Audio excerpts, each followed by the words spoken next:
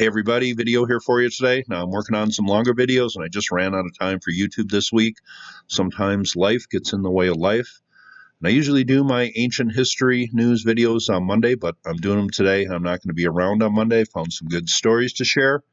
First one, let's go down to the Ukraine. This story came out a few weeks ago. I saw it on a few websites, but this is Nebelivka.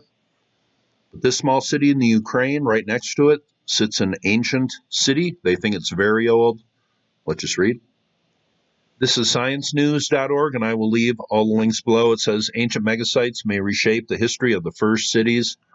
And here is Nebelivka today, and here is a diagram of where this ancient city once sat. It says Nebelivka, a Ukrainian village of about 700 people, sits amid rolling hills and grassy fields. Here at the edge of Eastern Europe, empty space stretches to the horizon.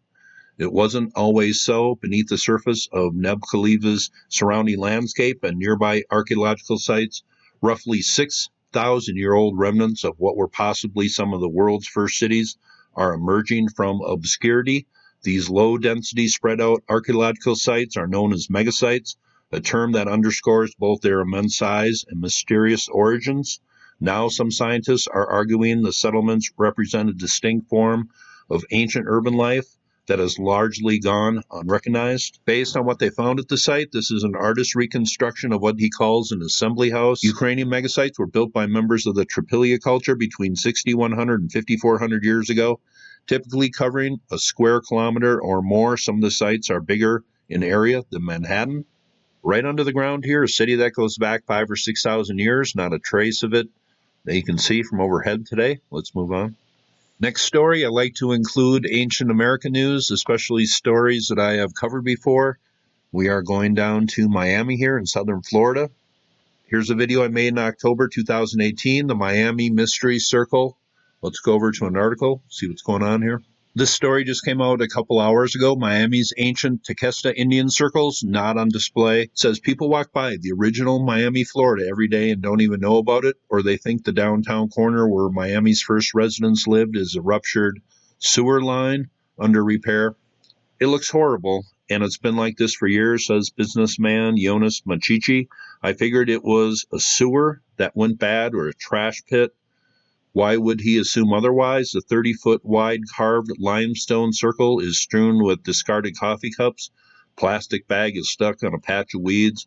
No signs hint at the monumental significance of this site, but it was here 2,000 years ago that the Tequesta Indians built a village on the banks of the Miami River. It's as if Miami's buried past has been forgotten all over again.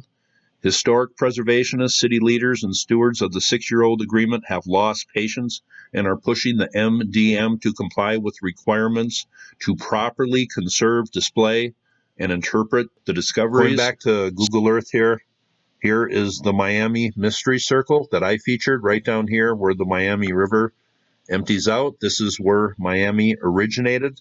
Today, I guess, this site is being ignored against what the city stipulated it would do to preserve the history of this site. Here's another circle in the nearby area, and they kind of have a glass enclosure around it, but nobody knows what this is, and some people walking by think it's a ruptured sewage line.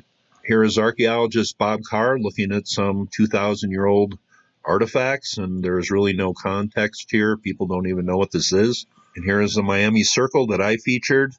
There are no signs up here, and I guess people walk their dogs here, and dogs urinate on the mound here. No sign up saying what this is or how old it is or giving it any context.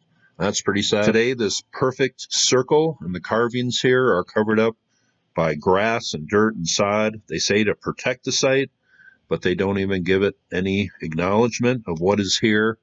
And you wonder why people don't know the history of this country. Well, good example here. Let's move on. Next story comes from Egypt, and a story we are all keeping our eye on.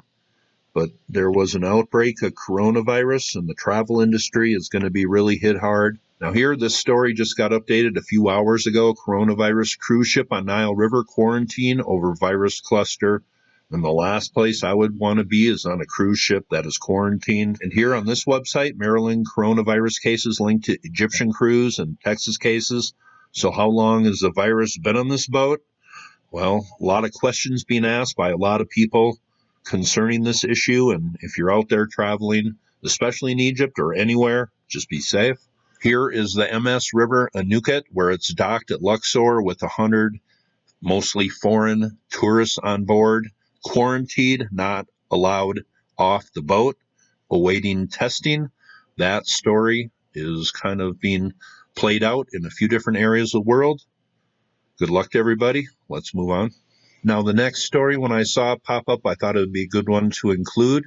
I haven't done a video on Stonehenge for a long time, but some good information just came out here. Of course, what we are all familiar with at Stonehenge is the stone circles right here, but there is so much underneath the ground in the nearby area. But Heritage Daily came out with a new interactive map that really lets you know what's all in the area here. But right nearby, there are mounds right here.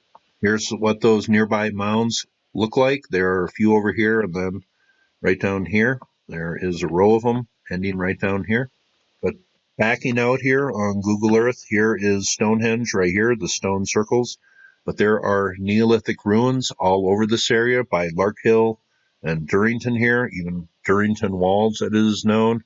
There was a new interactive map of the Stonehenge area. Here is the stone circle right here, but you can just go click on to any one of these sites nearby and get a detailed description, how old it is, what it's all about. And the one that I clicked on here is the Stonehenge Cursus. It's roughly 3 kilometers or 1.9 miles long and between 100 meters wide. But excavations began here in 2007, and they think this goes back maybe about 5,600 years. This large earthwork, it's kind of like a wall here, but you can just click on other things in the area, the Durrington Walls. And up to the northwest, we have a site called Robin Hood's Ball, and that's a Neolithic feature that maybe goes back 6,000 years, but just slight remnants today that you can see. But this interactive map is pretty informative, and I just thought I would include it in this video. Next story comes from China, and this one caught my eye. Some flooding that took out a lot of people a while ago. Let's just read. It says researchers have investigated a catastrophic Yellow River flood that decimated the Chinese city of Kaifeng, a former imperial capital, in AD 1642, providing new insights into a disaster thought to have killed an estimated 300,000 people. In a study published in the Journal of Scientific Reports, the scientists examined geological and archaeological evidence, which revealed the flood destroyed Kaifeng's inner city, entombing the city and its inhabitants within meters of silt and clay, backing up evidence found in historical documents. Here is a pic from the article, people watching water being released from a dam along the Yellow River.